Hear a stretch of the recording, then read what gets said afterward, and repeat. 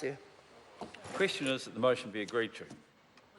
Scott Simpson. Thank you, Mr Speaker. As Chairman of the Local Government Environment Select Committee that considered this bill, I rise to, with some regret actually, to report back to the House that by majority the committee decided that this bill should not proceed. And the reason for my regret is because I think that the motivation of the member who has introduced this bill to the House is probably well made, but the process and the result that she seeks to achieve actually will not bring about the desired result that she is seeking. And so, sir, when we went to Select Committee, we heard from a good number of submitters, many of whom made their points eloquently and thoroughly, but many of whom I think were under the impression that the Principal Act stands alone in itself as an island and a beacon for environmental protection in New Zealand. And the reality is, of course, that this is part of a suite of environmental legislation bills or acts that work together to ensure that our environmental objectives are achieved, that our environmental nature is preserved, enhanced and maintained. And so when an analysis of the bill is done and a bit of a restatement of the history of its genesis is done, it becomes very clear very quickly that the purpose that is being sought by the member introducing this bill doesn't really achieve the objectives that she seeks. And so, sir, when Mika Whai-Terry says that no ambiguity would exist, well, the reality is that if this was to take place, the ambiguity would certainly exist. So the EPA has a role to play as a regulator of our environmental legislation, and it has to balance a range of social, economic and a range of other objectives as well in order to protect our environment. And the proposed amendment to this bill would, in fact, adversely affect the EPA's ability to properly balance all those objectives for which it has been tasked. Now, Section 12 of the Environmental Protection Authority Act of 2011 clearly states and spells out that the authority should carry out its functions, and Section 12.2, for instance, says that it has to observe the environmental purposes and objectives in the other acts it partly or fully administers. And it's those other acts that it partly or fully administers that are actually at the core of our environmental protection. And just because our EPA has that name doesn't automatically mean that, for instance, our EPA is the same as the EPA similarly named in other jurisdictions. There is actually a difference, and we don't have to have exactly the same legislation. Now, I want to, Mr Speaker, take a few minutes to go through some of, I think, the points that were incredibly well made by our advisors from the Ministry for the Environment in their departmental report, because they went to some considerable trouble to point out to members of the committee exactly what the issues were and the problems were if this bill were to pass. So I guess the most significant and important point that they made was that the content of the Principal Act is focused on the administrative provisions rather than the specific environmental management functions of our legislative framework.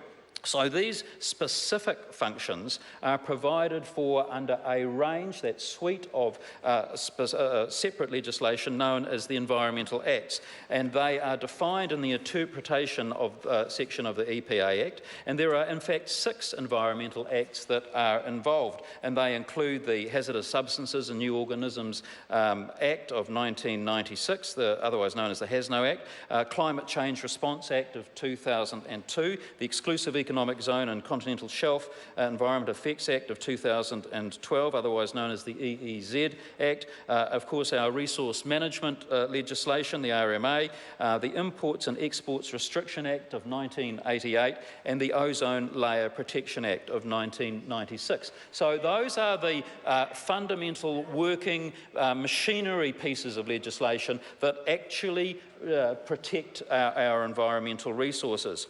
And when the EPA carries out functions under the Environment Act, under those environmental acts, it's required to act in a way that furthers the objectives or purposes of that act, as well as undertaking its functions in a way that meets the objectives specified in Section 12. And for this reason alone, sir, the objective for the EPA was deliberately worded to avoid conflict between objectives while still guiding the overall operation of the EPA. And it's this subtle difference, I think, that was missed by the mover or the promoter or the sponsor of this bill, because I think that when you delve down into the rationale, the fundamental structure of this legislative framework, it becomes clear that our environment is very well protected, and it is unnecessary to add this extra, potentially confusing and extra wording that will conflict with those other pieces of legislation. So it was deemed necessary at the time, and still isn't in my view, to include the proposal that the member is seeking to achieve.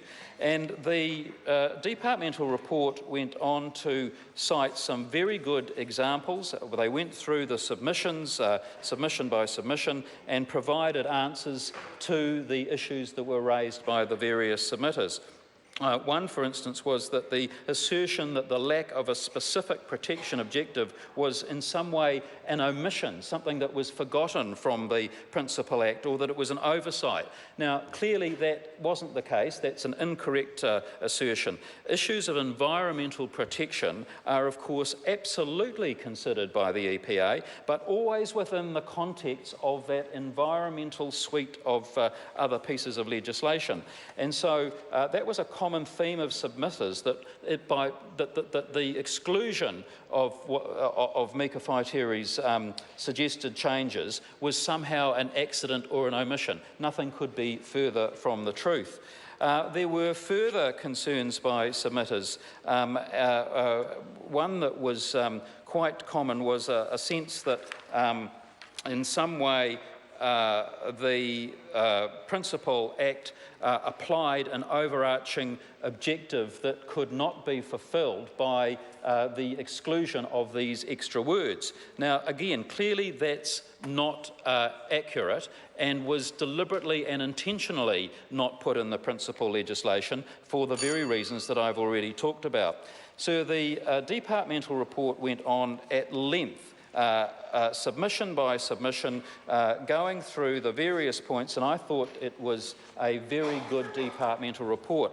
But in the end, the summary was that the ministry itself recommended that the bill not proceed. But it wasn't just the ministry, it wasn't just the Environment Ministry officials that were advising us that, sir. It was the Environmental Protection Authority itself in its own submission that suggested and indeed pleaded with the committee that this bill not proceed. They said in their submission that the new objective would create a new test to be taken into account which could potentially conflict with the purposes, principles and other considerations set out in the Environmental Act in question. Now, I think that's a pretty obvious and conclusive position from the EPA itself. They went on to say that this would potentially provide difficulty and time-consuming issues to resolve. There would be confusion on which objectives should prevail,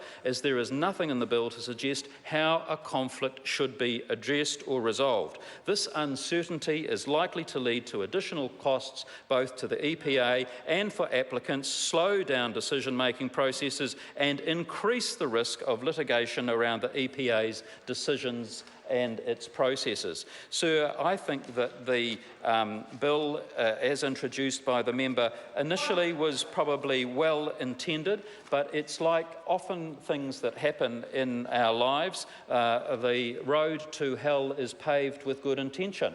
And in this case, the devil would be in the detail. This is absolutely a bill that would add confusion and a layer of unnecessary concern to an already good piece of legislation that supports a suite of legislation. Sir, I cannot support this bill to second reading. David Shearer.